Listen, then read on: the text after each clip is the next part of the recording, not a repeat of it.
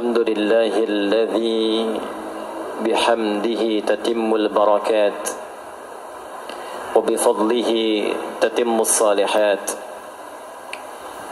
الصلاة والسلام على رسول الله الذي بصلواته تتم الشفاعات.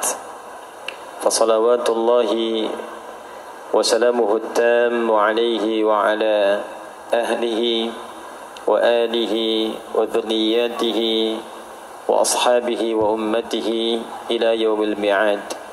أما بعد، فيا أحباب الله وأحباب رسوله صلى الله عليه وسلم، أوصي نفسي وإياكم بتقوى الله فقد فاز المتقون، فلا تموتن إلا وأنتم مسلمون. فقال تعالى: يا أيها الذين آمنوا اتقوا الله حق تقاته ولا تموتن إلا وأنتم مسلمون.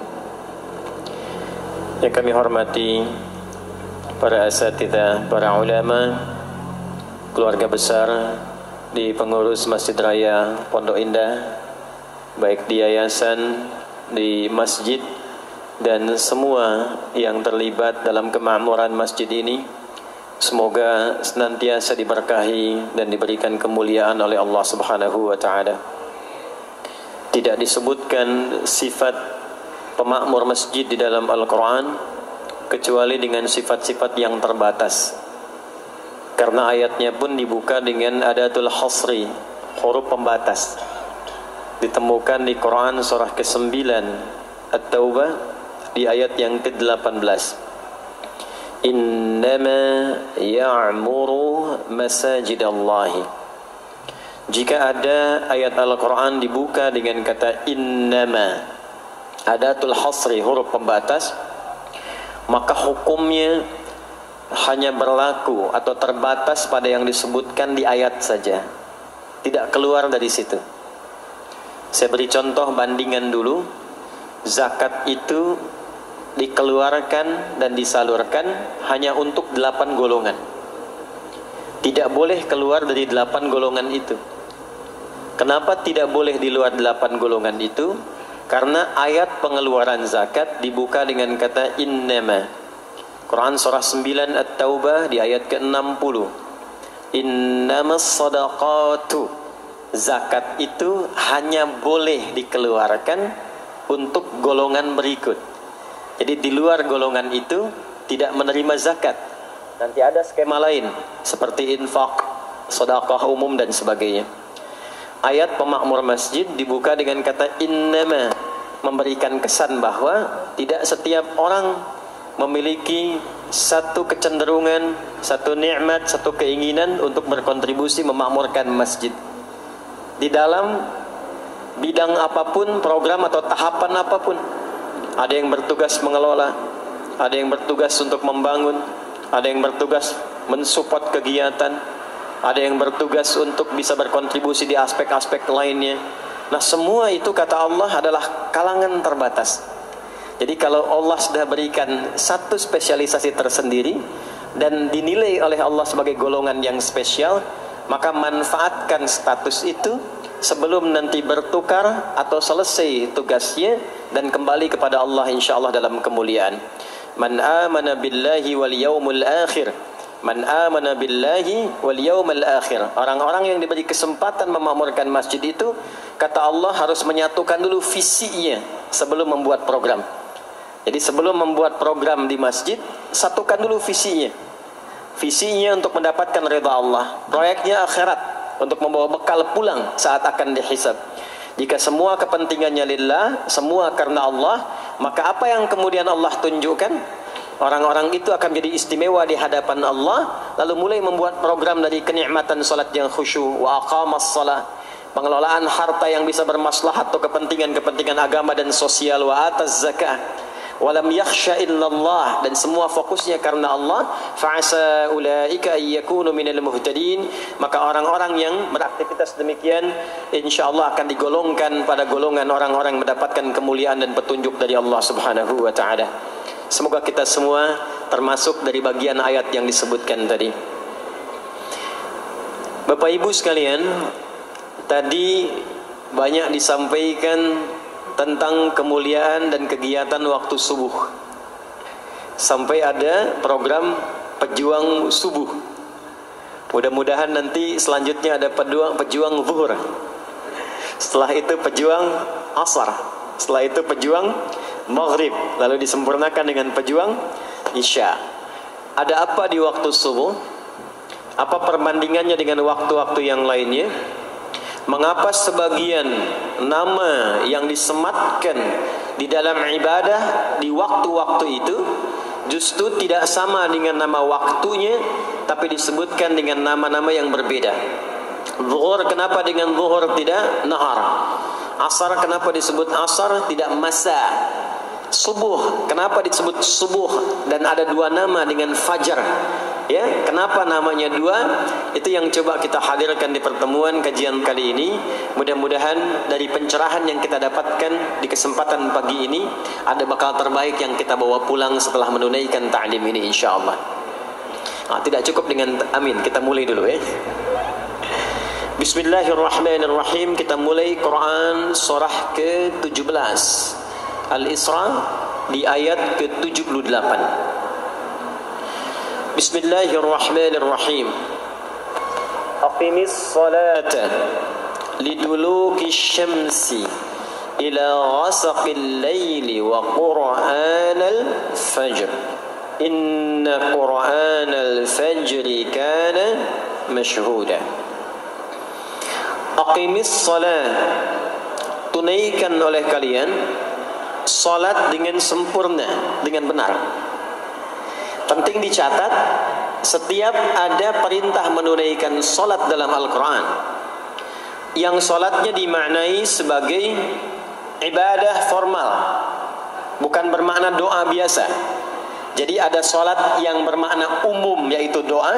Jadi doa itu disebut dengan salat. Karena itu dalam fiqih, as-salatu hiya doa. Salat itu secara bahasa disebut dengan doa.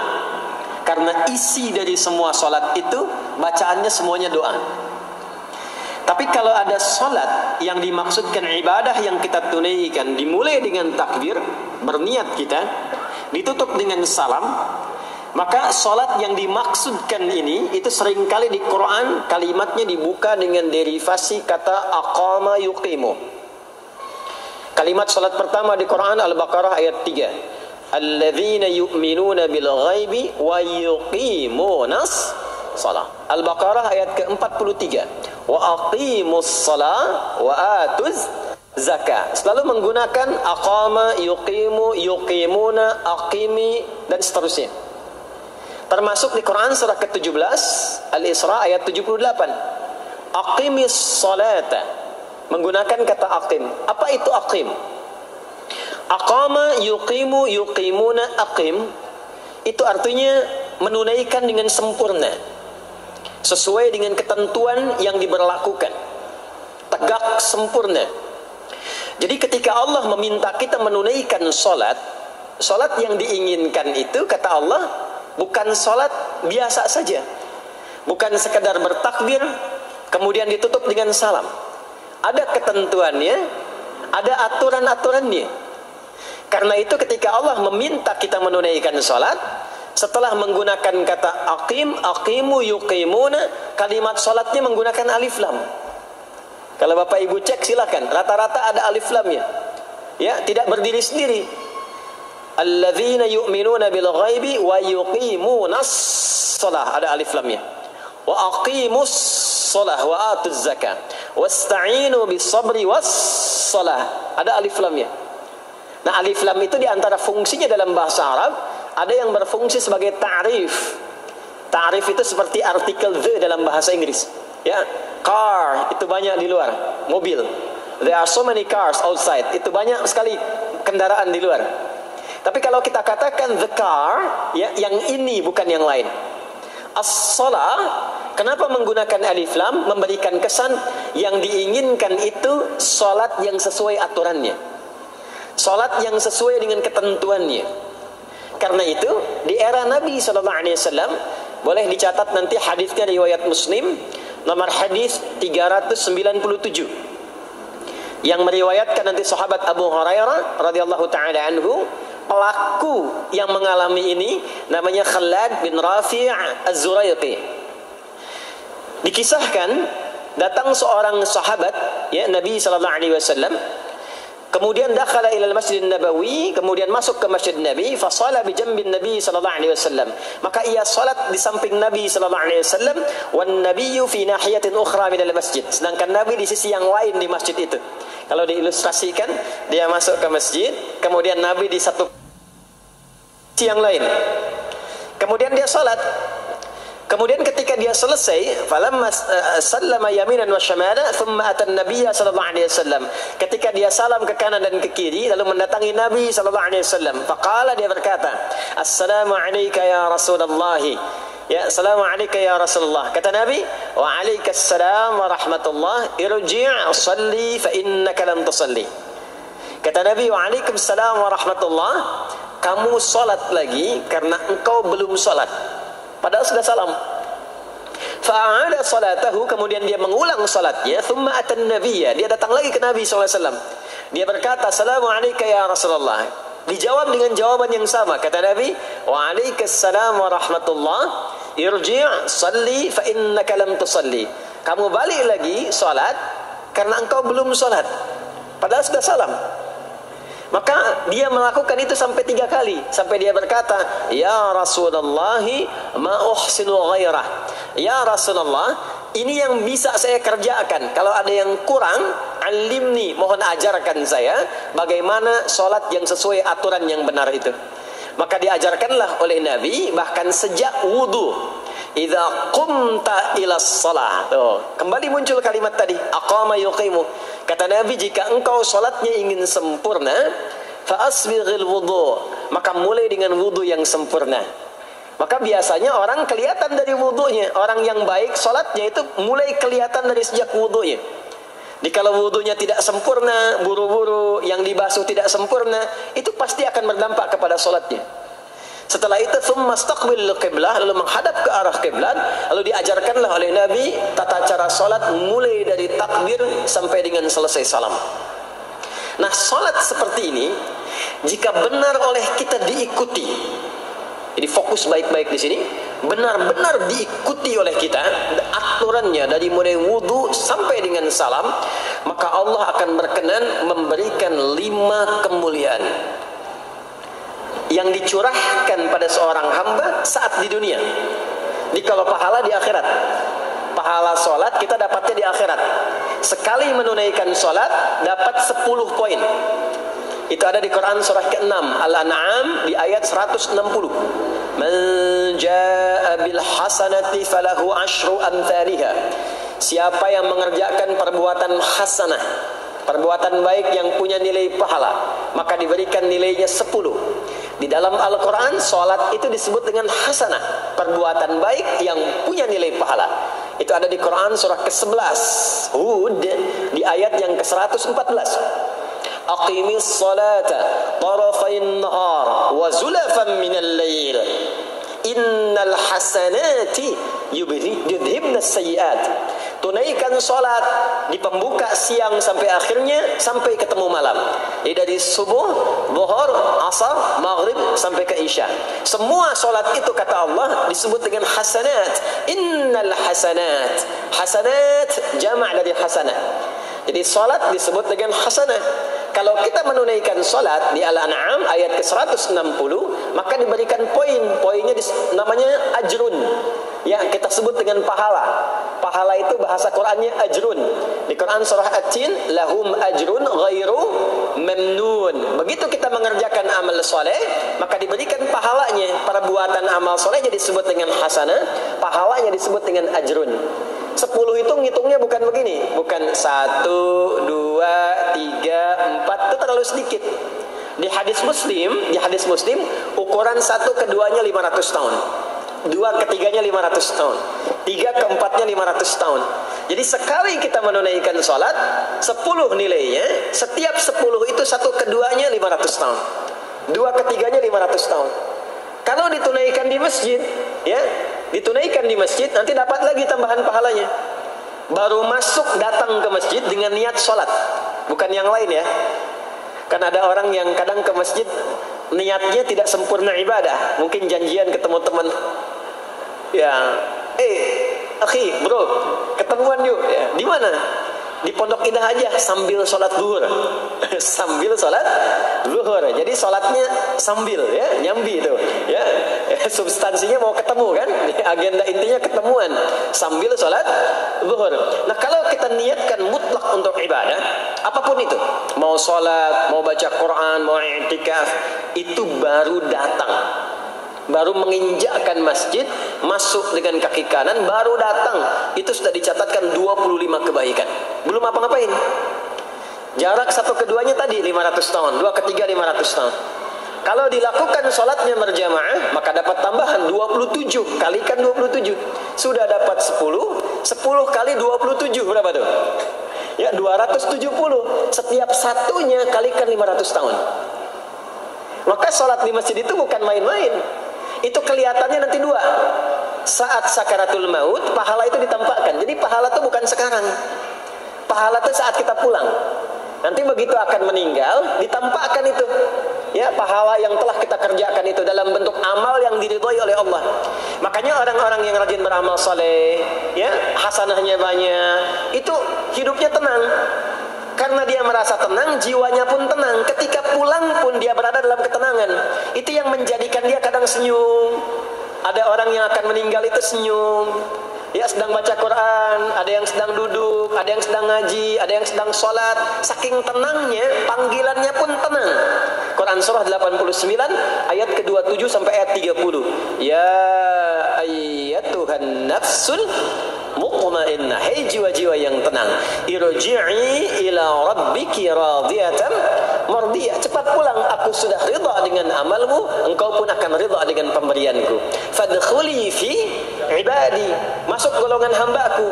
Ibad itu jamak dari kata abdun. Abdun itu adalah nama bagi hamba yang senantiasa memperbanyak ibadah. Ketika dia ibadah punya hasanat, maka dikonfirmasi saat pulangnya, ditampakkan hasanatnya, ditampakkan hasil pahalanya. Itu yang menjadikan, pernah dengar Sayyidah Asiyah, Siti Asiyah? Siapa beliau? Istrinya Firaun kan? Ya, kan ada kisah viral dalam Al-Quran. Ketika beliau akan dieksekusi oleh Firaun, laknatullahi alaihi, Firaun itu akan mengadab, akan menghukum istrinya sendiri, Sayyidah Asiyah. Ketika akan disiksa dan sudah diikat dalam tiang itu, akan disiksa, maka beliau berdoa, Siti Asiyah itu, dan doanya diviralkan di Al-Quran. Rabbi bennili indaka baitan fil jannah wa najjini min fir'auna wa amali. Ya Allah, aku telah berislam, mempertahankan akidahku saat ini sampai dengan sekarang. Maka mohon ya Allah, berikan kepadaku anugerah di surga nanti, bangunkan satu istana di surga, dan selamatkan aku dari buruknya siksa Firaun, sehingga menjadi tanda bagi orang-orang yang akan beriman bahwa beriman itu menyenangkan. Maka apa yang terjadi?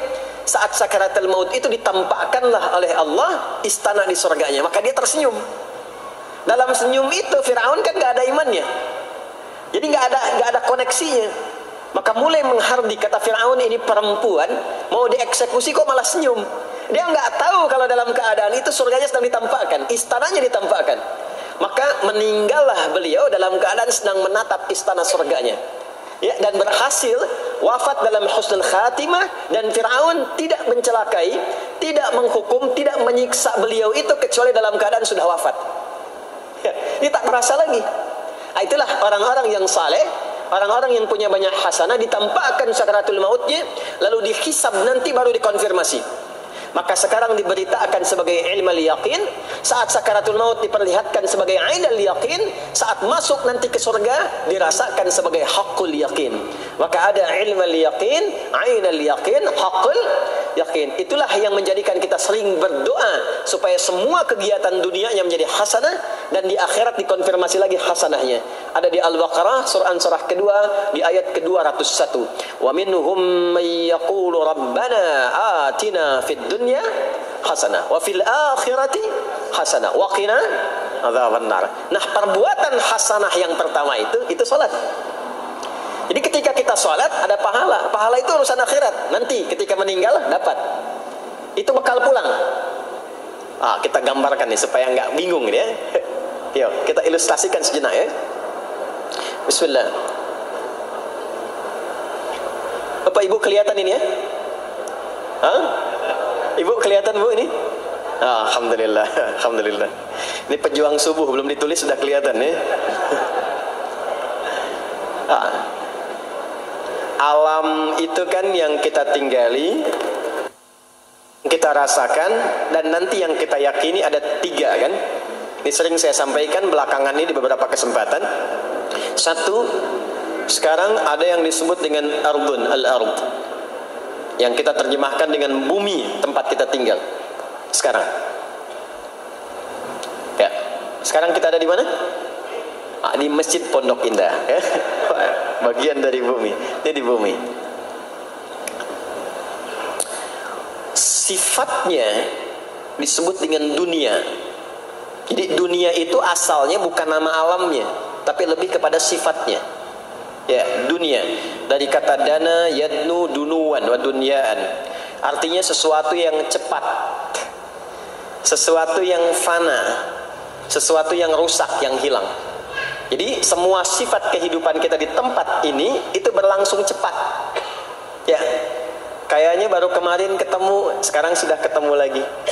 Kayaknya baru kemarin kenalan teman SD, sekarang sudah saling punya cucu. Ya. Dan semua sifatnya rusak. Ini gelas kalau didiamkan, besok-besok kotor, rusak.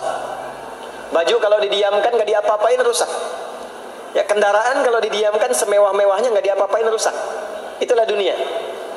Kenapa diperkenalkan viral dunianya dibandingkan dengan bumi dan ardunnya? Untuk memberikan kesan yang kuat kepada jiwa kita. Hei, jangan sampai terjebak dengan kehidupan dunia yang sementara yang ditinggalkan. Jangan memperebutkan sesuatu yang rusak. Jangan berselisih pada sesuatu yang hilang. Ya, kan sekarang banyak orang aneh ya, memperebutkan sesuatu yang pada akhirnya yang diperebutkan itu rusak sendiri. Ya, memperebutkan sesuatu, berselisih pada sesuatu yang akan ditinggalkan, kan sama-sama meninggal. Untuk apa memperselisihkan sesuatu yang akan ditinggalkan? Kok bisa berantem, berselisih, saling mencela pada sesuatu yang sama-sama akan ditinggalkan? Itulah kenapa sering dipopulerkan dengan nama dunia. Dunia, ingat ya, kita tinggal di dunia ini. Maksudnya apa? Hei, hidupmu sementara. Hei, terkadang kita lupa bahwa itu akan berlangsung dengan cepat. Saat nanti meninggalkan tempat itu, ada tempat lain yang akan kita kunjungi. Setelah dunia apa? Belum ke akhirat. Ada waiting room dulu. Nah, sini ada waiting room. Tempat nunggu sementara sebelum nanti ke alam yang ketiga. Namanya disebut dengan kubur. Afala ya'lamu idza bu'thira ma fil qubur. Surah apa itu? Surah Al-Adiyat, surah ke-100 di ayat yang ke-9. Namanya kubur. Sifatnya disebut dengan barzakh. Ya, alamnya barzakh. Bainahuma barzakhul la yabghiyan. Barzakh itu pemisah. Bukan alam yang sesungguhnya berkehidupan, bukan. Sementara aja pemisah dari alam yang lain. Jadi sekat yang tak nampak sekatnya, tapi memisahkan dua yang berbeda, itu disebut barzakh. Bapak Ibu, kalau kita pernah lihat di lautan, atau orang diving, menyelam ke laut, atau kita lihat misalnya suka ada program di YouTube ya, tentang lautan itu, kan air yang tembus ke laut itu dari mana-mana kan, dari sungai menyatu. Pernah lihat ada bagian lautan tertentu yang nggak nyambung tuh arusnya antara kanan dengan kirinya. Ikan yang di sini nggak bisa tembus ke sini, begitu ke sini balik lagi, sini balik lagi. Nah itu barzakh namanya. Barzakh pemisahnya, nggak kelihatan, tapi memisahkan dua bagian yang tidak menyatu. Bainahuma barzakhul la yabghiyan. Alam ini kenapa disebut barzakh? Karena dia memisahkan antara kehidupan di bumi dengan sifat dunia, dengan kehidupan di alam yang ketiga namanya akhirat. Akhirat.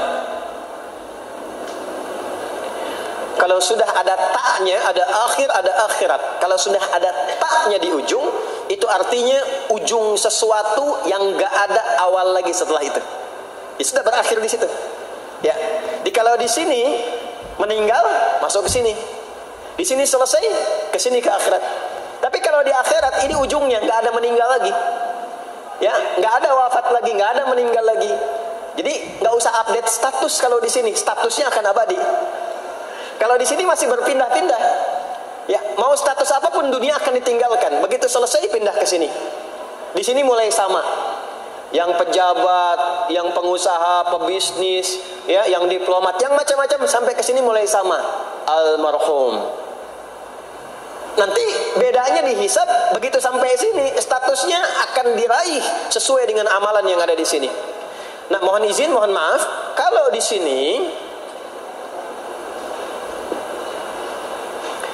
yang semua kita kerjakan, aktivitas kita disebut dengan amal, pekerjaan kita yang melahirkan bekal itu, ya, maka tuntutannya cuma satu, amal saleh.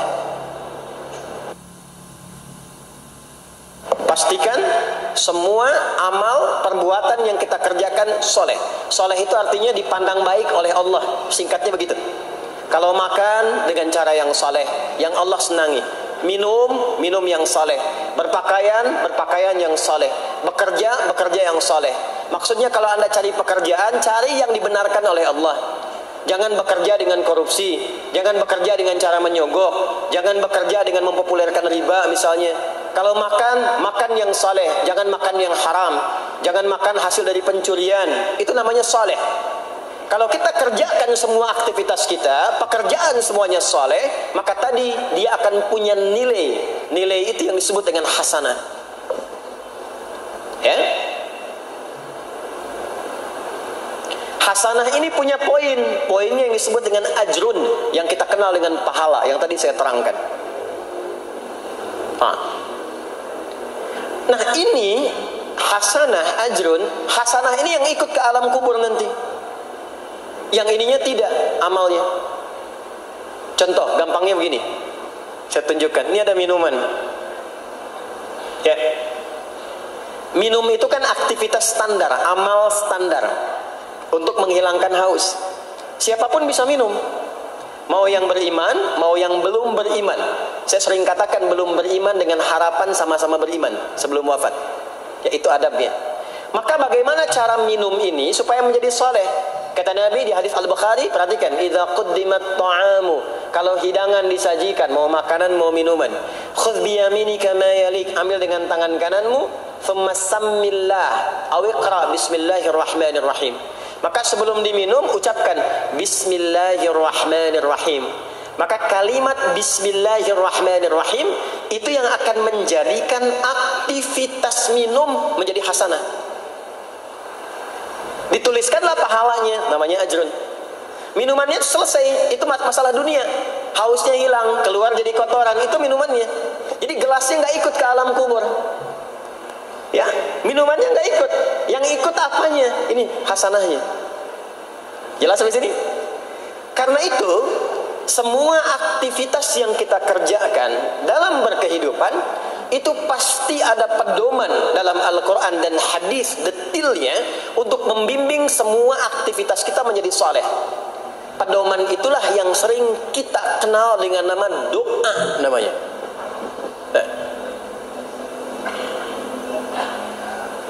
Silahkan Bapak Ibu cek, tidak ada satupun di dalam Islam aktivitas yang dikerjakan kecuali bersanding dengan doa di dalamnya. Coba cek ya, bangun tidur sudah ada doanya? Sudah. Makan ada doanya? Berpakaian ada doanya? Dan kalau kita mau jujur, itu semua aktivitas doanya nggak sama. Bangun tidur dengan mau tidur sama nggak doanya? Bahkan urusan ke masjid nih, masuk masjid ada doanya nggak? Kakinya diatur kan? Kanan. Keluar masjid ada doanya? Doa masuk dengan keluar sama nggak? Tidak. Ada yang mau ke toilet ya, masuk toilet, kakinya diatur nggak? Kaki apa masuknya? Kiri. Keluar, ada doanya nggak? Nah, perkara ke toilet pun bisa jadi amal soleh. Karena semua yang dikerjakan dalam Islam itu bernilai.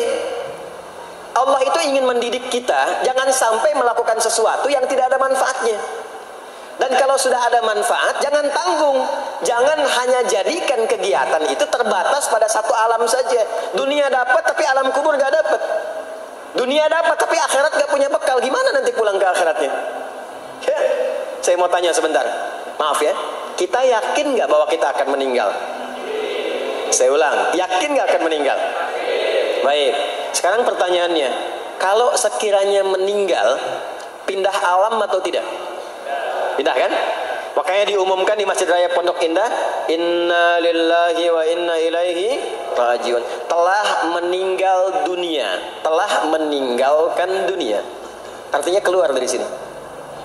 Sekarang kita pakai hukum dunia sebentar. Biasanya begini, kalau orang pindah tempat, walaupun ada di satu alam, itu pasti butuh bekal. Dan kadang bekalnya nggak sama. Contoh, nanti Ramadan, setelah itu masuk Idul Fitri. Biasanya ada mudik ya. Mungkin nggak mudik kalau nggak ada bekal. Saya sering perhatikan setiap tahun, orang itu mau mudik kalau ada bekalnya. Masya Allah, cuman motornya bebek, ya. Tapi kan bekalnya ada yang singa, ada yang sapi, ya. Itu ditambah lagi pelepah pisang, kasih dus lagi, kasih tulisan, sayang tunggu aku pulang, gitu kan? Ya. Kan dikumpulkan kan?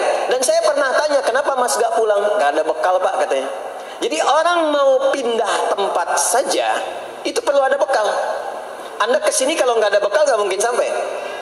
Sekarang kalau pindah dari Indonesia ke Singapura, sama nggak mata uangnya? Beda. Di Malaysia sama nggak? Semakin jauh ke Saudi, ke Amerika, hukumnya mengatakan setiap pindah tempat pasti bekalnya beda. Jangan pernah kita mengharapkan atau membuat hukum sendiri ketika pindah tempat. Jadi sesama dunia saja tempatnya, bekalnya sudah beda. Sekarang Anda menginginkan pindah alam dari dunia ke kuburan, bekalnya pengen sama, mustahil. Makanya sejak kita meninggalkan dunia, semua paket dunia tanggal di atas. Pindah ke bawah, selesai. Nih bajunya ini nggak akan ikut nih. Ganti. Ya, namanya kafan kan? Dan di kafan itu sudah nggak ada kantongnya. Coba dicek tuh, ada kantongnya nggak kan kafan tuh? Nggak ada. Dan ini nggak akan dibawa nih handphone yang bagus, lagi dipakai ngerekam nih. Nggak akan ikut. Ah, saya mau dipakai aja, ntar kalau malaikat nanya, man rabbuka? Nih, sudah pernah ikut kajian. Rombongan Ustaz Adi. Ya, beda, ini beda alam. Maka yang ikut apanya? Yang ikut tuh hasanahnya, value-nya, nilai kebaikannya. Ini yang kita yakini, ini yang kita imani. Jadi mumpung masih ada kehidupan, perbanyak. Kalau dulu sadar banyak yang salah, sekarang sisanya ganti dengan yang soleh. Kalau sudah diperlihatkan, sekarang kan banyak yang viral di YouTube, dilihat, didengar oleh telinga kita, disimak oleh kita. Orang meninggal sedang sholat, orang meninggal setelah menjadi pemulung kebaikan, orang meninggal dalam keadaan baca Quran, diperlihatkan di mata kita. Kok bisa buka YouTube yang keluar di beranda itu? Itu kan hidayah. Jadi kalau sudah ditampakkan di depan mata, ya, didengar oleh kita, terlihat langsung, maka yang disadari salah yang dulu ganti dengan yang soleh sekarang. Kalau tidak kita lakukan, maka rugi kita saat pulang. Ini yang dimaksud surah ke-103. Wal asr innal insana lafi khusr illa alladhina amanu wa amilus salihat, amal saleh. Nah, ini nanti yang dibawa pulang ke sini. Ya, sini. Nah, bagaimana melatih supaya semua kegiatan kita itu jadi soleh? Gimana latihannya? Karena nggak mudah untuk melakukan itu. Belum tentu bangun itu langsung soleh, itu belum tentu. Belum tentu kita makan itu mendapatkan sumber yang benar, dengan cara yang benar. Bagaimana melatihnya? Maka Allah berikan kepada kita waktu-waktu khusus untuk berlatih diri tersambung dengan Allah, yang dengan ketersambungan itu akan menjaga kita di semua keadaan, baik berdiri, jalan, duduk, kerja di kantor, tidur, rebahan. Sekarang banyak kaum rebahaners, ya, tiduran, itu dipastikan kalau tersambung dengan Allah, terkoneksi, semuanya soleh. Karena kalau ingat, ya, saya duduk ingat Allah. Kalau ingat di pekerjaan ingat Allah, mustahil kita bisa menuliskan sesuatu yang Allah tidak sukai. Tambahin nolnya, ya, bikin paraf, tanda tangan pada proyek yang tidak benar, mustahil. Karena ketika sedang tanda tangan ingat Allah. Ya. Nah, dalam bahasa Arab, sesuatu yang tersambung dengan kuat, sehingga selalu menempel dan sulit terpisahkan, itu bahasa Arabnya disebut dengan silah. Dari wasala yasilu silah. Ibadah yang melatih kita untuk terus tersambung sehingga ingat pada Allah di setiap keadaan, yang dengan ingat itu menjadikan otomatis amal perbuatan kita ingin dipastikan diridhoi dan disukai oleh Allah sehingga berubah menjadi soleh. Ibadah yang melatih kita untuk mendapatkan itu disebut dengan sholat namanya. Sholat. Makanya sholat disebut sholat bukan hanya mengandung unsur doa, tapi latihan yang Allah berikan kepada kita untuk mengoneksikan diri kita sehingga dalam semua kegiatan kita ingat Allah. Itu yang dimaksud di Quran surah keempat An-Nisa di ayat ke-103. Ya. فَإِذَا قَضَيْتُمُ الصَّلَاةَ, maka jika anda telah tuntas mengerjakan sholat, fadhkurullah, ciri orang yang berhasil sholatnya adalah dia mampu mengoneksikan dirinya dengan Allah. Makanya kalau sudah selesai sholat, kita sudah ingat Allah. Nah, kalau belum ingat Allah, diminta coba ingat lagi. Selesai sholat, jangan buru-buru meninggalkan tempat kita sholat. Ingat dulu, sambungkan dulu, sehingga saat keluar dari tempat kita sholat sudah ingat Allah. Bahasa Arabnya mengingat Allah itu disebut dengan zikir, zikrullah. Karena itu sholat disebut dengan zikir. Buka Quran surah ke-20 Toha ayat ke-14. Saya nggak akan keluar dari Quran hadis sehingga nggak bisa didebat. Nggak bisa didebat. Anda nggak bisa debat karena ini bukan pikiran, karena ini Quran dan hadis. Quran surah ke-20 Toha ayat ke-14. Innani anallahu la ilaha illa ana fa'budni wa aqimis salata lidzikri. Salat disebut dengan zikir. Zikir itu artinya ingat. Makanya tadi saya katakan di awal, salat itu melatih kita supaya ingat Allah. Karena itu ketika kita salam, assalamualaikum warahmatullahi wabarakatuh, assalamualaikum warahmatullahi wabarakatuh, belum ingat kita kepada Allah, maka diminta zikir pasca salat. Setelah sholat ada zikir kan? Dan zikir pertamanya apa? Hadis Muslim, astaghfirullah, astaghfirullah, astaghfirullah. Itu yang paling singkat. Kalau mau agak panjang, astaghfirullahaladzim, alladzi la ilaha illa huwal hayyul qayyum wa atubu ilaihi. Kenapa istighfar? Karena kita memohon ampun kepada Allah kalau dalam sholat tadi belum nyambung sama Allah. Karena ada orang yang saat sholat bukan ingat Allah, dia masih ingat dunia. Padahal dari sejak awal sholat sudah diminta buang urusan dunia ke belakang.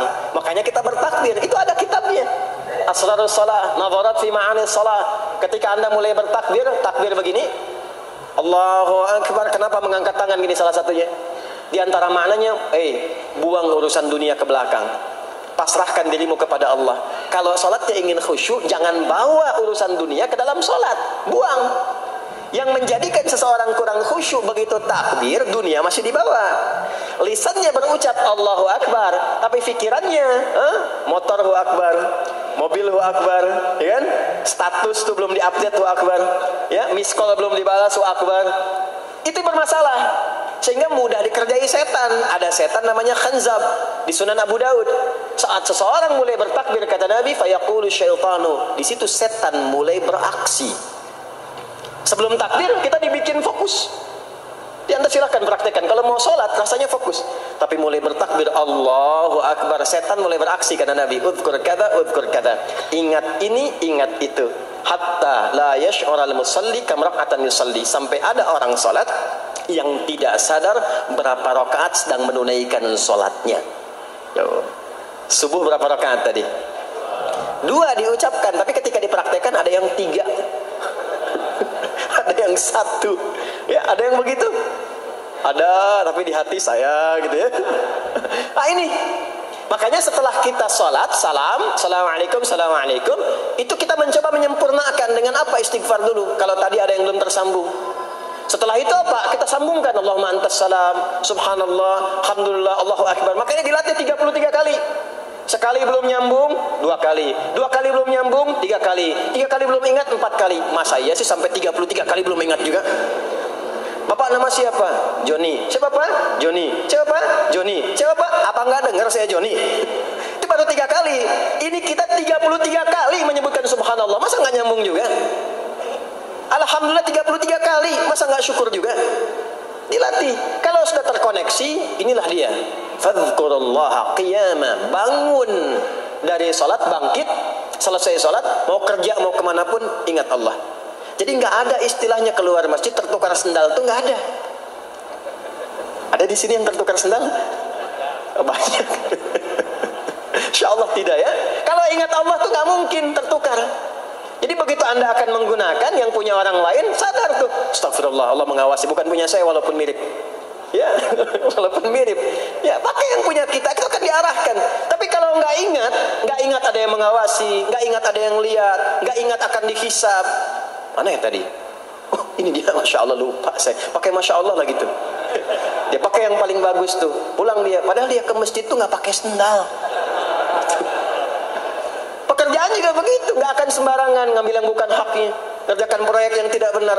Demi Allah, kalau di Indonesia ini mestinya benar semua sholatnya, makmur.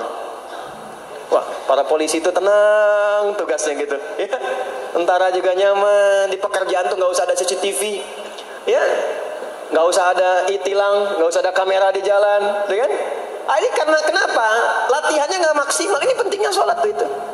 Jadi semua menjadi amal soleh. Semua jadi amal soleh. Begitu ingat Allah, maka berdiri ingat Allah, jalan ingat Allah, duduk ingat Allah, berbaring pun ingat Allah. Kalau sudah ingat Allah, pasti disebut nama Allah. Ini yang dimaksud hadis Nabi. Qala Rasulullah sallallahu alaihi wasallam, kullu amrin dhi balin la yubda'u fihi bi bismillahirrahmanirrahim fa huwa abtar. Setiap perbuatan yang baik yang dibenarkan oleh hati setiap hamba, lalu diikutkan bismillahirrahmanirrahim. Nggak mungkin orang nyebut bismillahirrahmanirrahim kalau nggak ingat Allah.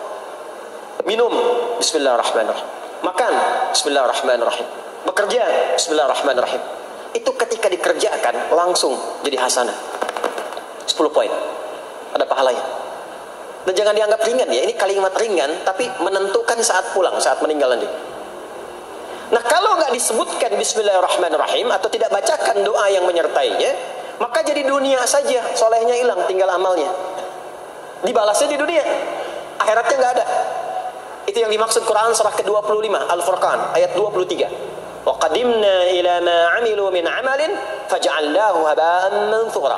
Kalau ada orang berbuat baik di dunia tapi tidak disertakan niat akhirat, kami balas dunianya. Anda kerja belasan tahun, puluhan tahun untuk dunia aja, dapat gaji, dapat benefit, dapat penghargaan. Ada yang juara, ada yang dapat bintang, champion, ya, ada yang promosi jabatan, tapi niatnya untuk dunia. Allah adil, kata Allah, kerja keras dia untuk dunia, saya balas dengan balasan dunia. Tapi kalau diniatkan akhirat, dunia dapat, akhiratnya pun dapat. Kan kerjanya sama, etosnya sama, di tempat yang sama. Kita niatkan akhirat, gak ada ruginya. Begitu meninggal, dapat. Beruntungnya dan bersyukurnya kita sebagai muslim, kita itu lengkap informasinya. Urusan kubur, ada informasinya. Akhirat ada informasinya. Silahkan komparasikan dengan informasi dan sumber manapun. Ditemukan nggak yang informasi detail seputar kubur, seputar hisab, seputar kiamat, seputar surga, seputar neraka? Cuma di Islam. Itu yang kita syukuri, supaya kita siap-siap. Bukan sekedar dibaca. Baca ada pahalanya, tapi siap-siap ada konsekuensi kebaikannya. Ini balik ke sini. Karena itu saya katakan dari awal, pertama Bapak Ibu sekalian, sholat itu menjadi ibadah paling pokok karena dia akan mengantarkan kita pada konektivitas yang kuat dengan Allah Subhanahu wa Ta'ala. Ini poinnya. Kalau sudah nyambung dengan Allah, bukan cuma jadi amal soleh.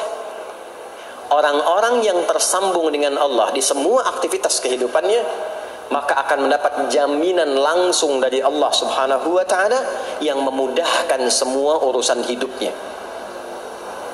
Mudah sukses, mudah bahagia, mudah tenang.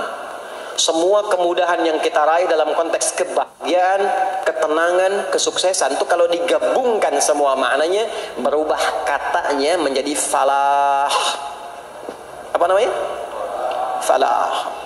Falah itu bahagia, sukses, nyaman. Kalau dibuka kamus English Arabic misalnya, falah itu bahasa Inggrisnya success and happiness. Bukan cuma bahagia, bahagia dan sukses. Bukan cuma sukses, karena ada orang sukses belum tentu bahagia. Saya sering tanya yang ini nih, dan biasanya para ibu yang juara menjawabnya itu. Ya, pilih mana? Kaya tapi gelisah atau miskin tapi tenang? Miskin tapi tenang. Sukses tapi gelisah Ya, atau miskin tapi tenang. Sukses tapi tenang, ya. Sukses dan bahagia. Nah, sukses dan bahagia itu bahasa Arabnya falah. Ini poinnya. Falah. Ah, sekarang coba kita dengar baik-baik. Cek telinganya masih ada nggak? Cek telinga masih ada nggak? Setiap hari, di setiap pergantian waktu dalam sehari. Pergantian waktu sehari itu ada 5. Dari mulai subuh, ke siang, zuhur, ke sore, asar. Mau habis sore menjelang malam, maghrib, muncul malam, isya. Itu setiap hari 5 kali berganti waktu diperdengarkan oleh Allah. Hambaku, kamu harus bahagia. Hambaku, kamu harus sukses. Apapun pekerjaanmu, sukses. Apapun aktivitasmu, harus bahagia. Harus senang, harus tenang. Falah. Kuncinya apa? Salat. Diperdengarkanlah hayya 'alas shalah. Diperdengarkan di telinga kita. Telinga bahasa Arabnya udhun, jamaknya adzan. Maka kalimat yang diperdengarkan 5 kali sehari itu disebut dengan adzan. Dan satu-satunya lafaz yang diperdengarkan 24 jam di muka bumi ini tak pernah berhenti. Makanya setiap tempat terjadi perbedaan waktu sholat. Ya, di sini tadi subuhnya jam berapa? 4.13, 12, 49, 4.10, terjadi perbedaan pendapat tentang waktu subuh. Ya, ini menandakan bahwa bukan dari tempat yang sama. Saya di Bekasi tadi 49, 4:09, sini 4:13. Jadi setiap detik, setiap menit, ini adzan, sana adzan, ini adzan, sana adzan, terus bersautan. Dan kalau kita dengarkan sedunia itu dari beda waktu, 24 jam diperdengarkan. Hayya 'alas shalah, ayo salat. Kenapa pasti salat ya Allah? Hayya 'alal falah. Dengar tuh baik-baik kata Allah. Salat akan mengantarkan engkau pada kebahagiaan. Salat mendekatkan engkau pada kesuksesan. Salat mengantarkan engkau pada kedamaian. Makanya kalau orang salat pasti tenang hatinya. Kalau nggak percaya silakan. Salat itu diantara manfaatnya mendatangkan ketenangan. Salat mendatangkan kesuksesan. Karena itu, salat bukan hanya ibadah yang diwajibkan pada umatnya Nabi Muhammad SAW saja, tidak. Semua nabi dan rasul yang pernah bertugas di bumi itu semuanya salat dan meminta umatnya salat. Hanya memang kita yang paling sempurna menunaikannya, caranya. Ya, dulu umat nabi-nabi lain juga salat. Contoh, Nabi Musa salat. Nanti diviralkan di Quran surah ke-20 Thaha ayat 14. Nabi Isa alaihi salam yang paling dekat ke Nabi Muhammad 600 tahun sebelum Nabi lahir, itu salat. Beliau salat. Diviralkan di Quran surah 19 Maryam ayat 31 sampai 33. Ya, sampai ke 33-nya wa ja'alani mubarakan aina ma kuntu wa awsani bis shalah. Salat. Siapa lagi? Nabi Zakaria. Nabi Zakaria itu kapan beliau mendapatkan berita gembira akan punya anak? Saat salat. Jadi berdoa, masuk ke mihrabnya Maryam, melihat Maryam punya banyak keistimewaan, maka beliau salat di mihrabnya itu. Di Quran surah ketiga Ali Imran ayat 38 sampai 39. Hunalika da'a Zakaria rabbah qala rabbi habli min ladunka dzurriyyatan thayyibah innaka sami'ud du'a. Turun jawaban, fanadathul malaikatu wa huwa qa'imun yusalli fil mihrab. Annallaha yubashshiruka bi Yahya. Jadi Nabi Zakaria itu dapat berita akan punya anak namanya Yahya saat salat.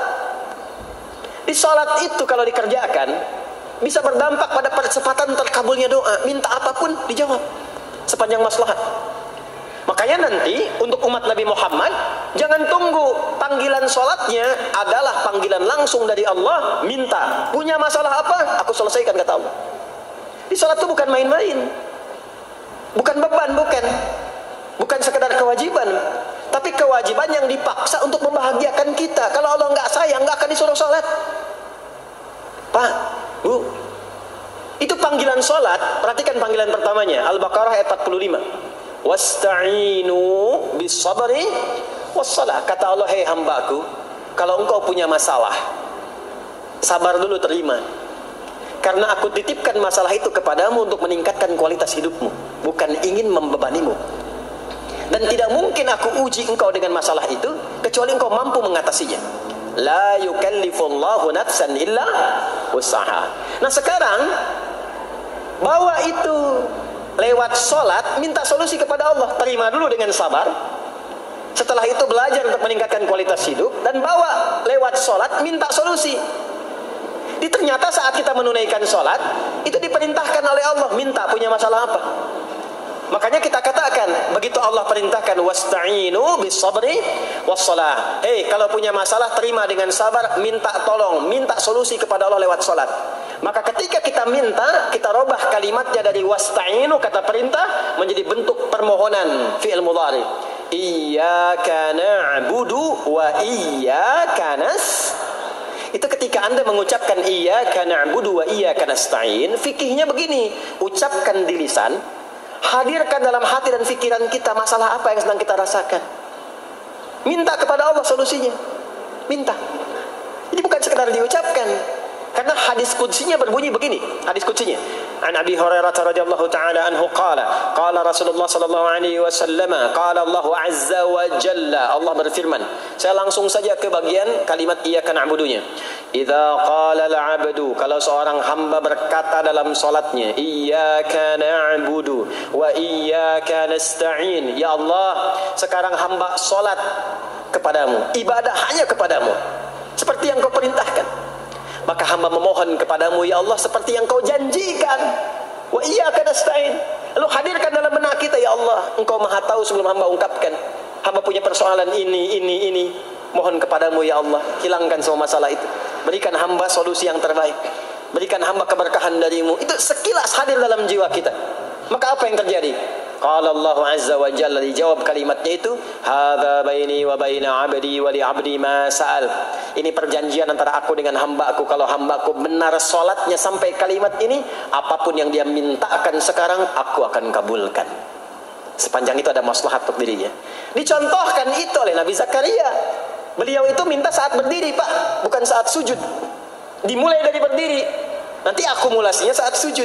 Itu berdiri aja, kalau benar mintanya dikabulkan. Tidak menunggu selesai sholat. Dan ada fikihnya, nggak sembarangan, ada fikihnya nanti. Ada fikihnya, ya, ada tuntunannya. Alhamdulillah. Poinnya adalah sholat itu solusi. Makanya jangankan Nabi yang tadi saya sebutkan, Nabi Ismail, itu saking pentingnya sholat, wasiat beliau yang diviralkan di Al-Quran untuk semua keluarganya, sholat.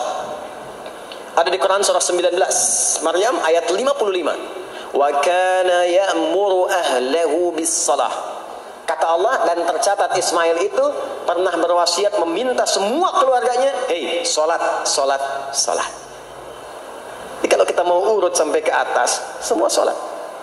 Muhammad sallallahu alaihi wasallam bin Abdullah bin Abdul Muttalib bin Hashim bin Abdul Manaf bin Qusay bin Murrah bin Kilab bin Ka'ab bin Ghalib bin Fihr bin Malik bin Nadar bin Kinana bin Khuzaimah bin Mudrikah bin Ilyas bin Nizar bin Mudar bin Ma'ad bin Adnan bin Addi bin Adri bin Muqawwam bin Nahur bin Tariq bin Ya'rub bin Yasjub bin Nabit bin Ismail alaihi salam bin Ibrahim alaihi salam bin Azar atau bin Nahur bin Amir bin Kinan bin Arfakhshad bin Sam bin Nuh alaihi salam bin Mikhlail Matusyalah bin Kinan bin Anwas bin Thith bin Adam alaihissalam. Semua salat. Coba ulangi itu. Semua salat. Para nabi salat, para rasul salat. Anda bukan nabi, bukan rasul, nggak mau salat, dan pengen mudah hidupnya, pengen masuk surga Firdaus lagi. Anda sehat. Jadi ini pentingnya salat itu bukan cuma kewajiban, tapi diwajibkan, dipaksa dengan wajib itu supaya bahagia, supaya falah. Makanya kalau ada panggilan azan, cara memahaminya ini falah. Oh, ini solusi saya di sini nih. Kebahagiaan saya ada di sini. Kesuksesan saya ada di sini. Ya, makanya ketika dipanggil oleh muadzin, hayya 'alas shalah, labbaik, siap saya. Di sini. Ini poinnya. Nah, saya sambungkan kembali, ya. Ketika seseorang dilatih lewat sholat dan sudah mulai tersambung dengan Allah subhanahu wa ta'ala, maksudnya ingat Allah, tertatalah semua aktivitasnya. Maka berubahlah lewat sholat ini, lewat latihan ini, semua kegiatannya berubah, didorong menjadi amal soleh. Karena itu, setiap orang yang sholatnya benar, yang pertama dianugerahkan oleh Allah kepada orang sholat itu bukan dunia. Bukan dunia. Tapi perubahan perilakunya menjadi lebih baik. Jadi bukan kaya dulu, ya. Abdurrahman bin Auf tuh hijrah masuk Islam, dilatih sholat, malah hartanya hilang semua dirampas. Tapi setelah itu jadi apa? Jadi orang paling kaya. Ya. Abu Abu Bakar As-Siddiq, Utsman bin Affan, Umar bin Khattab. Pertama kali masuk Islam kan latihannya sholat. Apakah langsung kaya, jadi pemimpin, jadi diplomat? Amr bin As bisa ekspedisi dari Afrika Utara sampai ke Syam? Tidak. Yang diberikan apa? Perubahan perilaku dulu. Dihilangkan sifat-sifat buruknya, dijaga dengan kemuliaan. Jadi dua sumber yang menjadikan manusia itu buruk dalam nafsunya, itu ada dua. Di nafsu itu nanti punya dorongan untuk mengarahkan kepada yang buruk, namanya fujur. Lawannya nanti takwa. Lawannya takwa. Di Quran surah Asy-Syams surah 91 ayat 7 sampai 10, wa nafsi wa ma sawaha fa alhamaha fujuraha wa taqwaha. Nah, fujur itu nanti yang membisikkan, mengarahkan kepada hal-hal yang negatif. Itu yang ditunggangi oleh setan. Setan memberikan waswas itu ke nafsu, ke fujurnya. Alladzi yuwaswisu fi sudur. Inna, di dalam sudur ada qalbu, di dalam qalbu ada nafas, di dalam nafas ada fujur. Fujur itu yang digoda. Maka keluarlah kemudian dua hal. Yang pertama ada yang disebut dengan fahsya. Fahsya itu dorongan dari syahwat untuk berbuat yang menyimpang. Pornografi, porno aksi, LGBT, kata-kata jorok itu fahsya. Nanti temannya adalah mungkar. Mungkar itu keburukan yang diingkari, ditolak oleh hati, sumbernya nafsu perut dan akal. Mencuri itu mungkar, merampok itu mungkar, korupsi, membunuh, menipu itu mungkar. Jadi sumber keburukan itu cuma dua. Kalau bukan fahsya itu mungkar. Orang yang sholatnya benar, maka parameternya itu, ukuran pertama kali dia dapatkan adalah ditutupnya oleh Allah, dijaganya oleh Allah keadaan nafsunya, sehingga dia tidak dikontrol oleh perbuatan fahsya dan mungkarnya. Maka aktiflah sinyal takwanya. Takwa itu lawan nafsu.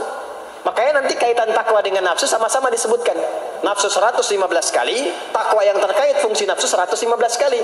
Takwa digembosi, ya, awas, diwaswasi oleh setan, setan disebutkan 88 kali. Takwa disupport oleh malaikat, malaikat di Quran disebutkan 88 kali. Ini bukan ilmu takatik, hitung sendiri aja kalau mau. Itu menarik tuh. Karena sama, kalau Anda mendengar suara adzan kan ada bisikan kan? Cepat, sudah adzan, siap-siap. Itu malaikat tuh. Tapi begitu selesai adzan, la ilaha illallah, tenang, baru adzan, belum qomat. Itu setan. Terus dua-duanya tuh, ya, memberikan bisikan, yang satu mensupport dan seterusnya. Yang paling menarik adalah kalau sholat kita benar, maka sinyal takwa aktif. Makanya amalan takwa pertama itu sholat. Setelah beriman, amalan takwa pertama sholat. Al-Baqarah ayat 2 dan 3.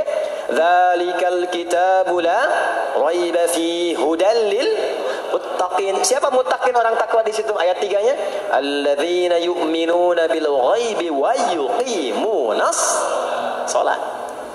Jadi kalau sholatnya aktif, takwanya aktif, sinyalnya aktif, sinyal itu yang akan menutup fahsya dan mungkar. Maka turunlah Quran surah ke-29 ayat ke-45. Utlu ma uhiya ilaika minal kitabi wa aqimis shalah. Kita hafal tengahnya.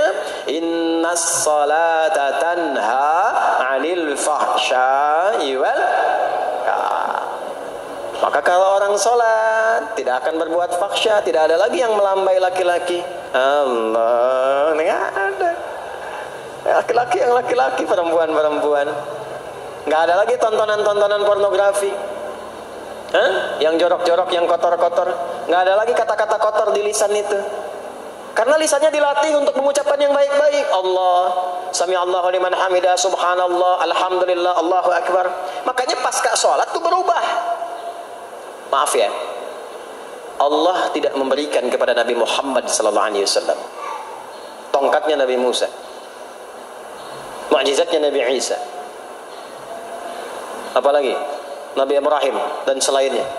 Tapi Allah turunkan Al-Quran kepada Nabi Muhammad SAW, lalu dipraktekkan Quran itu pertama lewat sholat.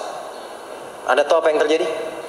Nabi Muhammad itu diutus oleh Allah dalam lingkup masyarakat yang sangat terbelakang dan hatam kriminal.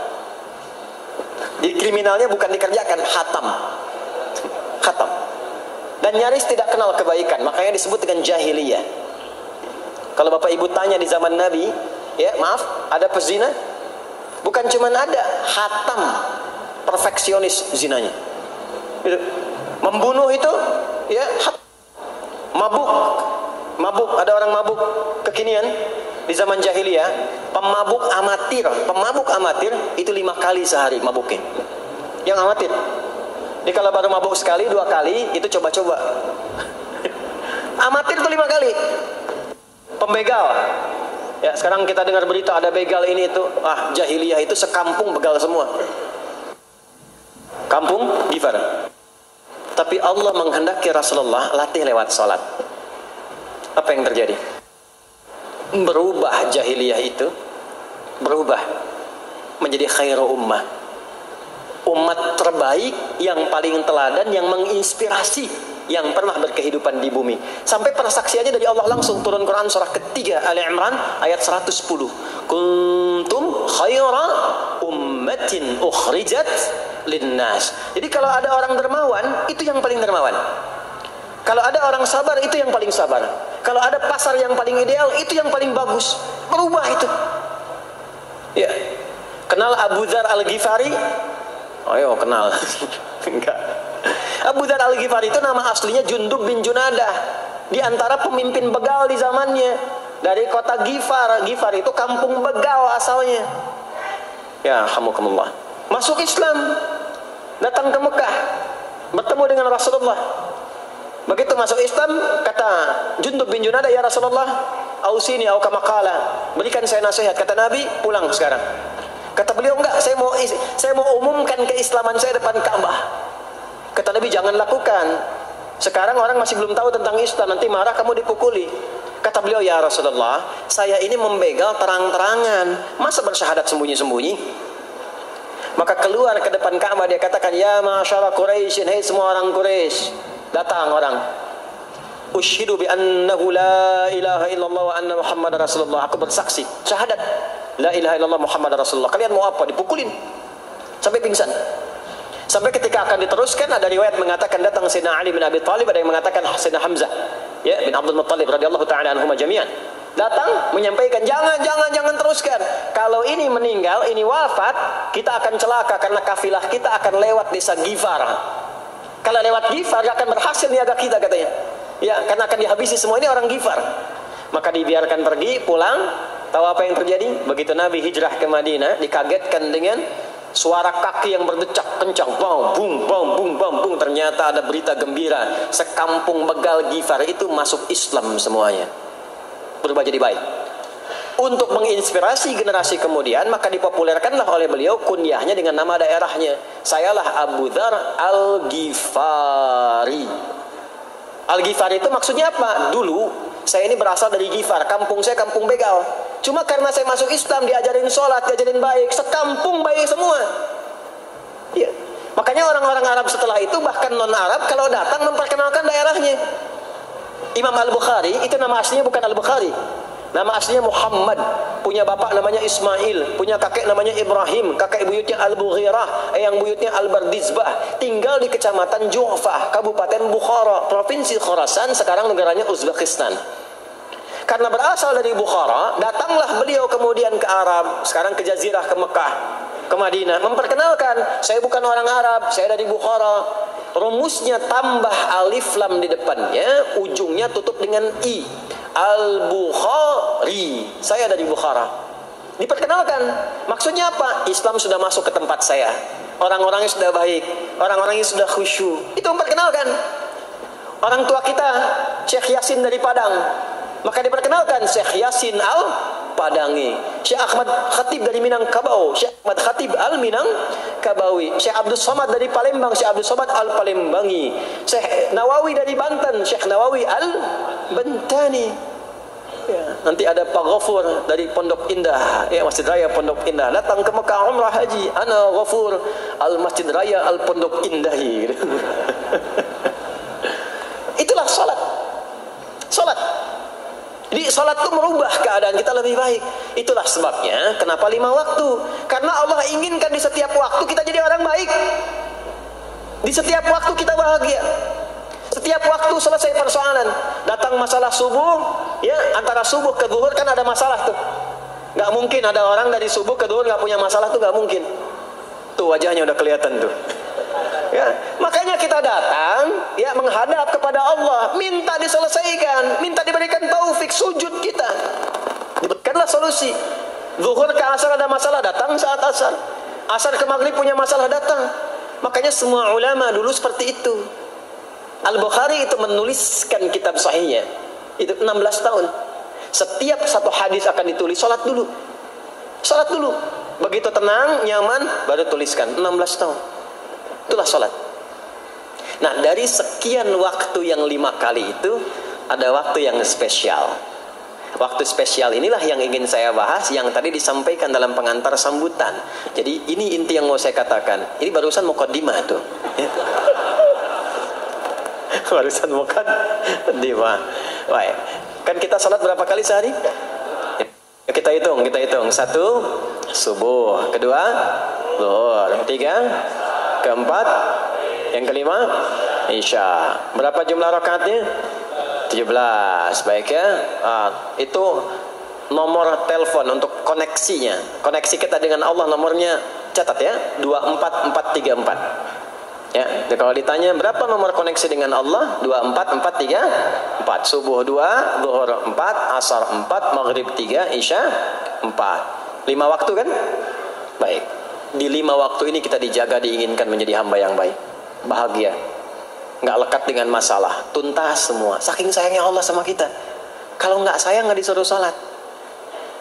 Itulah sebabnya ketika diperintahkan menunaikan waktu salat, diberikanlah gambaran waktunya. Tapi yang jadi persoalan kita sekarang yang akan dibahas, di antara sekian waktu itu, ada waktu-waktu yang spesial.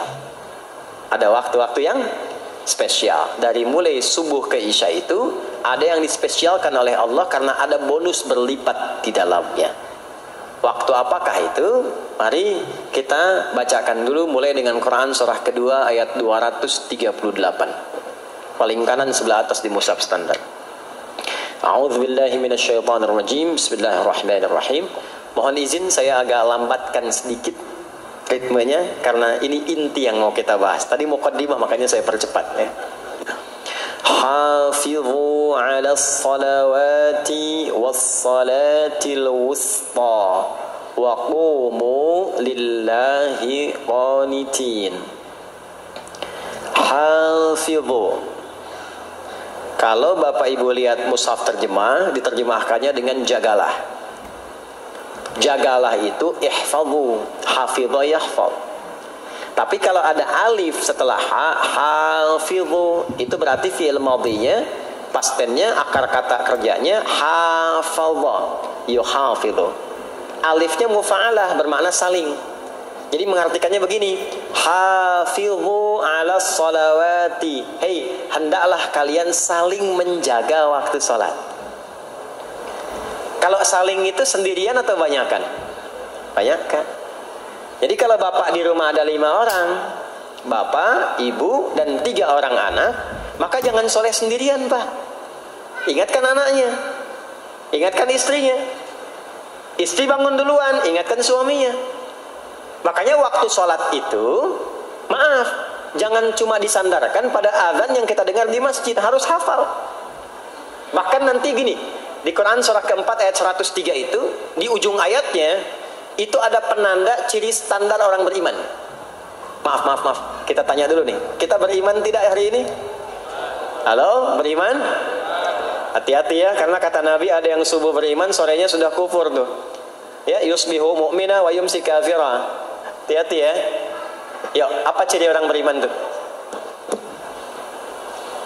Iman itu konfirmasinya bisa didapatkan satu melalui suara adzan. Adzan itu sama dengan penanda waktu sholat.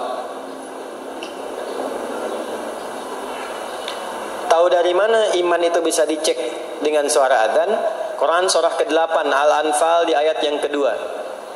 Innamal mu'minuna alladzina idza dzukirallahu wajilat qulubuhum. Sungguh insan beriman itu ciri standarnya bisa dilihat. Kalau disebutkan nama Allah, ada konfirmasi iman dalam hatinya. Jadi iman itu letaknya di kolbu.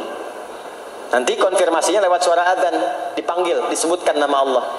Makanya disebutkan nama Allah 5 kali dalam sehari untuk mengecek iman ada nggak dari subuh sampai isya. Ya, Allahu Akbar, Allahu Akbar. Ada getaran di hati kita, sudah adzan. Nah, itulah iman. Itulah iman. Makanya orang yang punya iman dengan yang belum punya iman akan beda getarannya. Ini hanya dimiliki oleh orang yang punya iman saja. Yang belum punya iman nggak bisa, nggak punya itu. Allahu Akbar, Allahu Akbar. Surah apaan nih? Toanya kencang banget, ya. Tapi kalau orang beriman, Allahu Akbar, Allahu Akbar, ya Allah sudah adzan. Itu konfirmasi itu. Nah, nanti semakin tinggi imannya, bahkan ada yang orang sudah menunggu sebelum tiba waktunya. Tadi subuh jam 4:13 di sini. Ada yang nunggu dari jam 3, padahal belum dipanggil. Ya, masya Allah. Di Bekasi 4:09. Allahu Akbar, Allahu Akbar. Azan, ingat dia. Nah, itu ciri beriman. Cuman imannya standar. Jadi bukan iman yang kuat, standar. Kuat belum, lemah tidak. Allahu Akbar, Allahu Akbar. Jam 4:09, jam 3 sudah bangun. Nunggu itu iman yang kuat. Masya Allah. Ada yang baru subuh dan nunggu isya. Kuat. Ada yang sudah qomat, sudah la ilaha illallah, belum kepanggil. Dipanggil 4:09, dia baru bangun jam 9:04.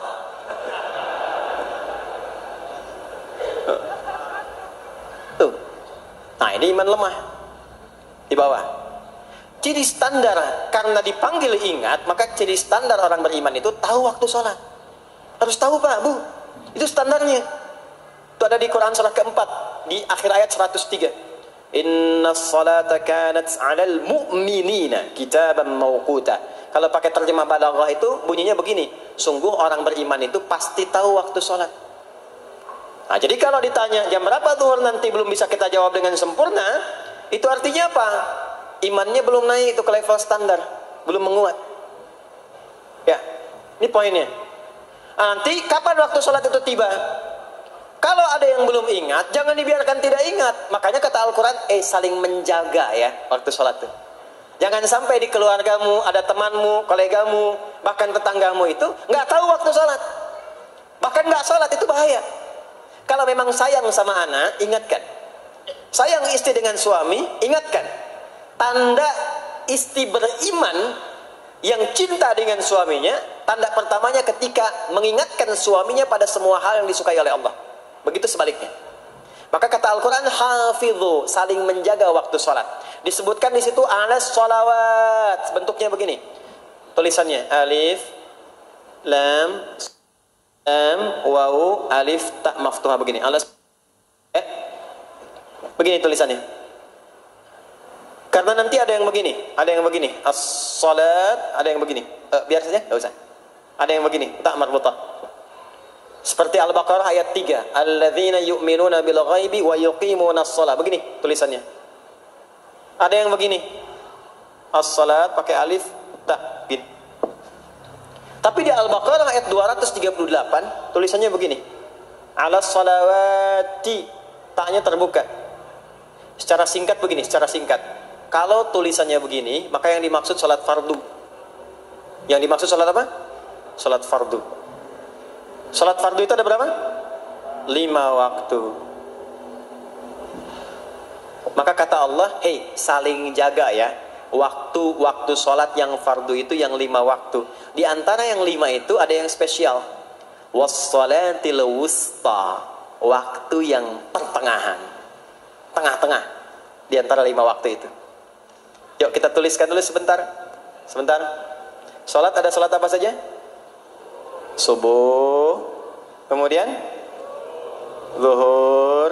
Kemudian asar. Kemudian nggak cukup, ambil ke sini. Maghrib. Kemudian isya. Subuh, zuhur, asar, pindah sini, maghrib, isya. Lihat rumusnya. Jadi yang sholat pertengahan yang mana? Jangan lihat tulisannya itu, ya. Karena subuh di tengah-tengah disebutnya subuh, ya. Sholat pertengahan yang mana? Asar apa subuh? Subuh apa asar? Apa dalilnya? Kita pakai dalil. Nah, sholat pertengahan itu disebutkan oleh Nabi itu ada dua. Ada subuh dan asar. Qala Rasulullah sallallahu alaihi wasallam yata'aqabuna fiikum malaikatul laili wa malaikatun nahari fi salatil asri wa fi salatil fajri. Berebut semua malaikat yang bertugas di siang dan malam, berebut membersamai kita. Kalau berebut itu artinya kalau ada yang berdoa diaminkan, kalau ada yang mohon ampun diistighfarkan oleh malaikat. Jadi malaikatnya minta kepada Allah, ya Allah ampuni si fulan, ya Allah ampuni si fulan, ya Allah si fulan, dan seterusnya sampai selesai. Itu khusus di salat asar dan salat subuh. Sampai kemudian thumma yas'aduna ila sama. Kemudian mereka, para malaikat itu kembali bertugas masing-masing, lalu Allah mengonfirmasi kepada mereka untuk menunjukkan kebenaran tugas malaikat yang tidak bermaksiat. Allah Maha tahu tentang hambanya, Maha tahu. Tapi Allah ingin menunjukkan kepada kita apa yang benar dari lisan malaikat itu, yang enggak pernah berdusta. Ya, maka Allah bertanya kepada malaikat, bagaimana keadaan hambaku ketika engkau tinggalkan? Maka disampaikan oleh malaikat itu, ya Allah, aku meninggalkan hambamu si fulan, dia sedang menunaikan ibadah, dia sedang sholat kepadamu, dan khusyuk berdoa, dan seterusnya. Maka apa jawabannya? Saksikanlah, ketika malaikat menyampaikan sedang ibadah, maka turun bonus dari Allah untuk mengampuni dosa si hamba itu. Itulah manfaatnya waktu pertengahan. Waktunya disebutkan di hadis ini asar dan subuh. Antara asar dan subuh itu masih ada yang unggul, ada yang istimewa lagi. Apa yang istimewa? Antara asar dan subuh yang istimewa terletak di subuhnya.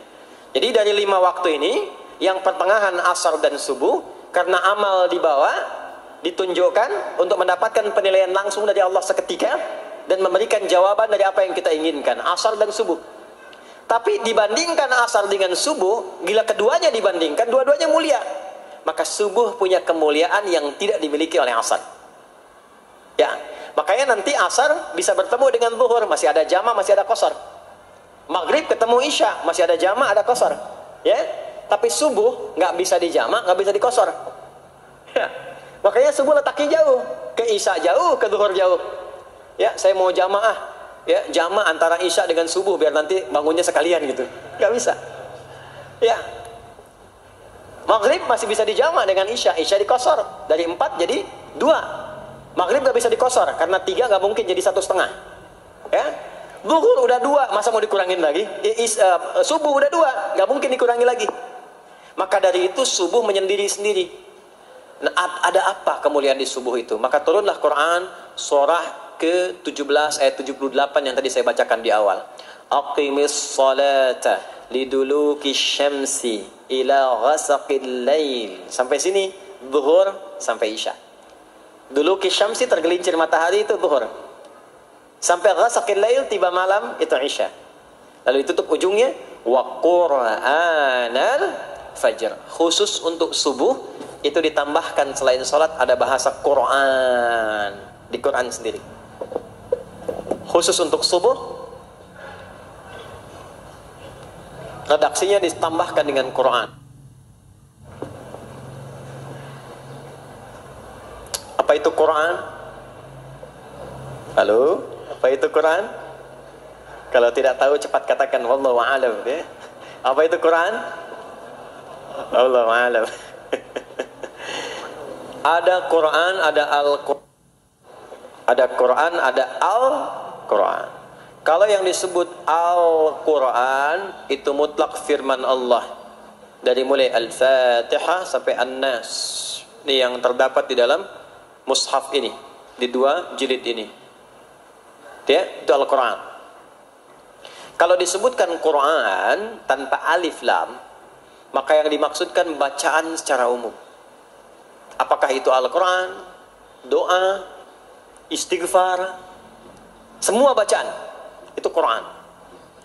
Kemuliaan sholat subuh itu dimulai sejak waktu fajar, matahari mulai keluar sinarnya untuk membelah gelapnya malam, itu sinarnya disebut dengan fajar. Nanti subuhnya saya terangkan di akhir. Sinarnya dibelah, membelah kegelapan malam, fajar shadiq.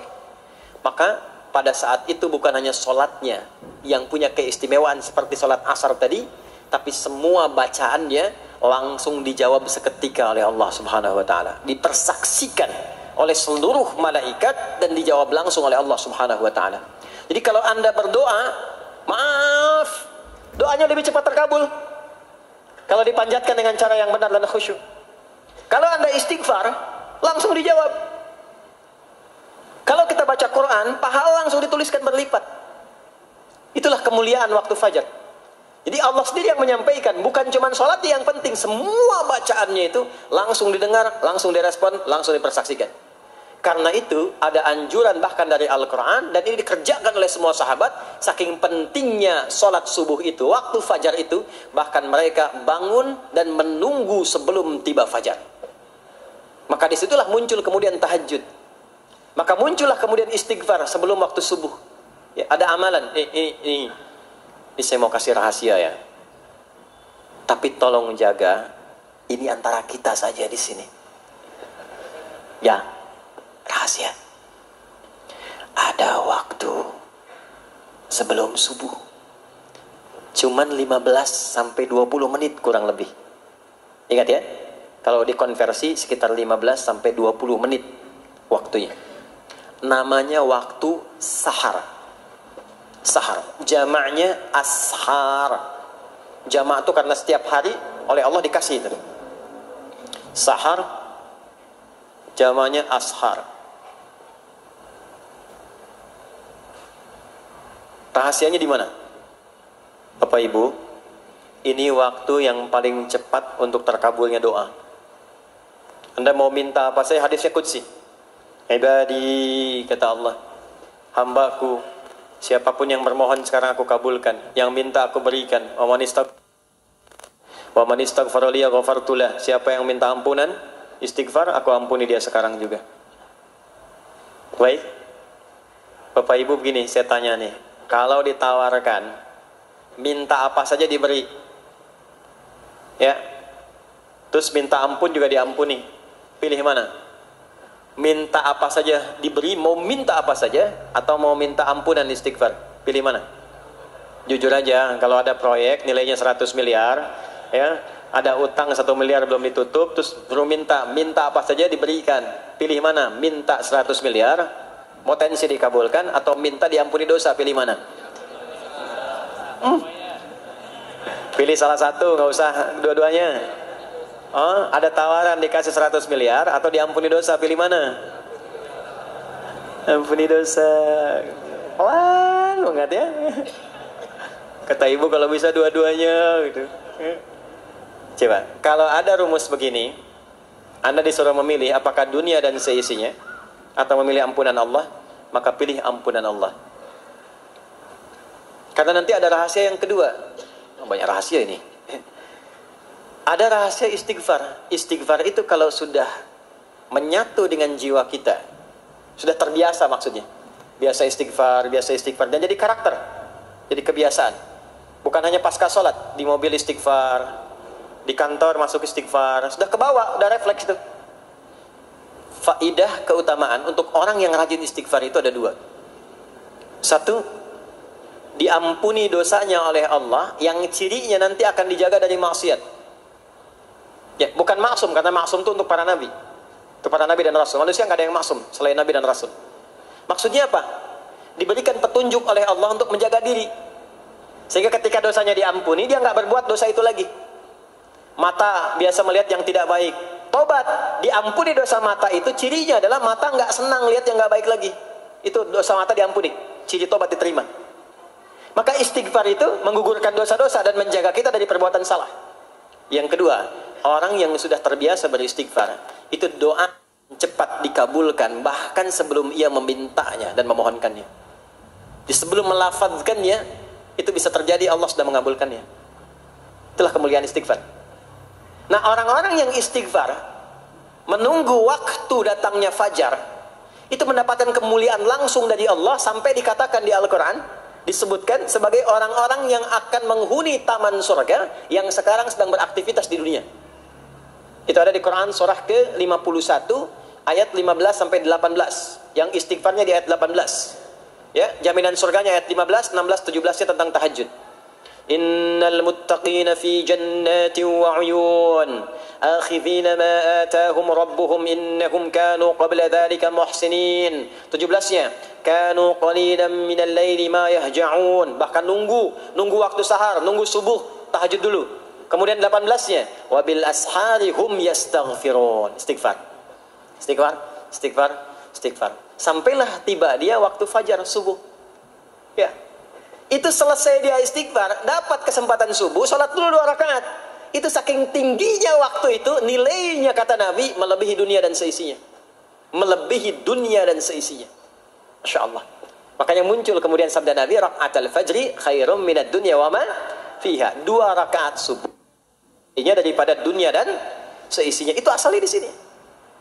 Jadi memang subuh itu masih diperjuangkan. Dan subuh itu generatornya, kalau subuh sudah bisa konsisten, yang lainnya ikut. Subuh itu kalau sudah konsisten, subuh ke masjid, jamaah, subuh jamaah, bangun tahajud, istiqamah, istighfar. Itu kalau subuhnya sudah bagus, yang lainnya ikut. Ya. Makanya ada kaum yang sekarang sangat khawatir jumlah orang Islam kalau salat subuh itu seperti salat Jumat. Sangat takut itu. Ya, ada ini viral kisahnya, viral. Saya nggak ceritakan pun Anda bisa dengar. Ya, jadi ada golongan orang Yahudi yang selalu mengamati jamaah sholat subuh umat Islam. Dan dia melihat, ya, ketika mulai ramai, dia mulai katakan, kenapa Anda selalu mengamati itu? Ya, sebab kami lihat kalau jumlah jamaah subuhnya sudah seperti sholat Jumat, itulah kemakmuran, kebangkitan, dan kebaikan umat Islam akan tumbuh kembali. Jadi akan berpengaruh kepada yang lainnya. Itulah mudah-mudahan kegiatan perjuangan subuh, ya, ada pejuang subuh baik di Masjid Raya Pondok Indah, di masjid-masjid yang lainnya, memberikan keberkahan kepada kita, dan puncaknya adalah perubahan pada perilaku. Jadi kalau cuma berjuang datang subuh tapi tidak merubah perilaku, ada yang salah dengan itu semua. Ada yang tidak tepat, ada yang belum sempurna. Itu yang bisa kita sampaikan sebagai kajian pembuka kita di kesempatan kali ini. Mudah-mudahan ada manfaat yang bisa kita dapatkan. Kesimpulannya adalah salat adalah inti amalan kita yang bisa merubah alur kehidupan kita dunia dan akhirat. Salat kunci kebahagiaan, salat kunci kesuksesan, salat kunci datangnya rahmat Allah Subhanahu wa taala. 2, Allah meminta kita menunaikan salat 5 kali dalam sehari untuk memudahkan semua urusan kita di setiap waktu dalam sehari itu. Dan yang ketiga, di antara sekian 5 waktu itu ada waktu-waktu yang istimewa, yaitu asar, dan yang paling istimewa adalah subuh ataupun fajar. Mudah-mudahan kita bisa konsisten menunaikan dan menjaga waktu salat itu sampai kita pulang kepada Allah dalam keadaan husnul khatimah. Sementara itu yang disampaikan. Baik, mudah-mudahan ada keberkahan dari apa yang telah disampaikan. Pasti apa yang saya sampaikan pasti ada salah. Pasti ada yang kurang tepat. Pasti ada yang keliru disampaikan. Mohon diingatkan supaya saya koreksi. Tinggalkan yang salahnya, ambil yang benar, yang baik, yang kira-kira bisa diamalkan. Jauhi hal-hal yang bisa menjauhkan kita dari Allah, dan semoga kita semua diwafatkan dalam keadaan husnul khatimah insyaallah. Allahumma taqabbal minna innaka antas sami'ul alim wa tub 'alaina innaka antat tawwabur rahim. Allahumma nahmaduka hamdan syakirin kama 'allamtana an nahmadak wa nashkuruka syukran kama 'allamtana an nashkurak antal muqaddim antal muakhir biyadikal khair innaka 'ala kulli syai'in qadir. Allahumma ij'al jam'ana hadza jam'an marhuma wa tafarruqana min ba'dihi tafarruqan ma'suma. Ya Allah, jadikan pengajian kami pagi di siang hari ini pengajian yang Kau berkahi, dan bila pun kami berpisah, jadikan perpisahan kami mengantarkan pada kemuliaan yang lebih baik di sisimu. Rabbana la tada' lana fi maqamina hadza dhanban illa ghafartah. Ya Allah, jika ada pendosa hadir di majlis ini, jangan biarkan ia pulang kecuali Engkau telah ampuni segala dosa-dosanya. Wala hamman illa farajtah. Jika ada yang tengah merasakan kegelisahan, jangan biarkan ia pulang kecuali Engkau telah tenangkan keadaan hatinya. Wala asiran illa yassartah. Jika ada yang tengah mengalami kesulitan dalam kehidupannya, di rumah tangganya atau pekerjaannya, maka mohon dengan keikhlasannya angkat dan hilangkan semua kesulitannya. Rabbana atina fid dunya hasanah wa fil akhirati hasanah wa qina adzabannar. Wa sallallahu ala sayyidina Muhammad wa ala alihi wa sahbihi ajma'in. Wa akhiru da'wana subhanakallahumma wa bihamdika nashhadu an la ilaha illa anta nastaghfiruka wa natubu ilaik. Walhamdulillahi rabbil alamin.